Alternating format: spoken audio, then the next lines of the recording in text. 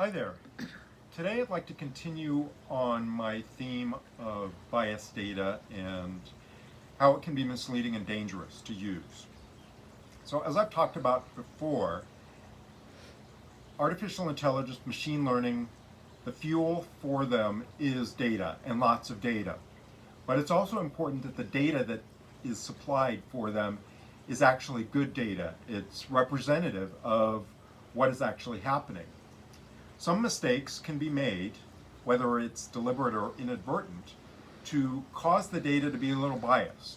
And what that means is it doesn't really represent the actual data, the full range of data that may make up whatever you're trying to measure. So here's an example of political polls. So you'll see all kinds of different polls, and they do what's called a sample. So they sample a population, and they try to arrive at, based on that sample, what they think the rest of the population is going to do. So if they say, I like candidate A, and 60% of them say they like candidate A versus candidate B, they're going to generalize that to the population.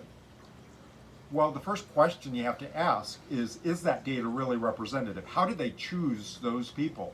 Did they pick them from all the same location?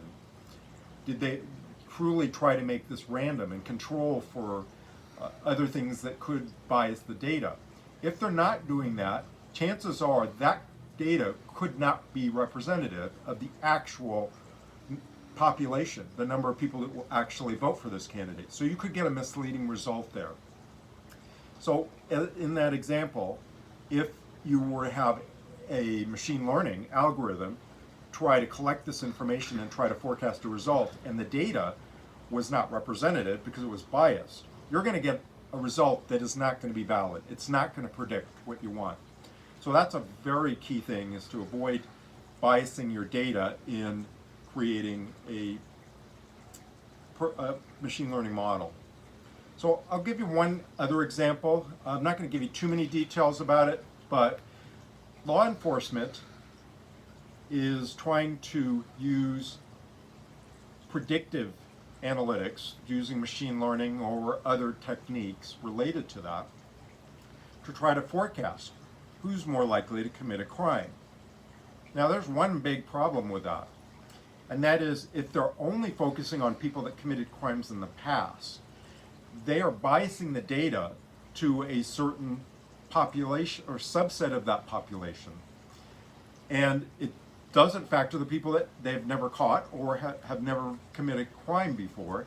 And they're not really forecasting it for the entire population. They're just limiting it to only the people that they have data for, rather than collecting a broader amount of data to try to say, well, based on these factors all figure into whether or not somebody's likely to commit a crime. It is not just had they committed a crime in the past or had they had violations in the past.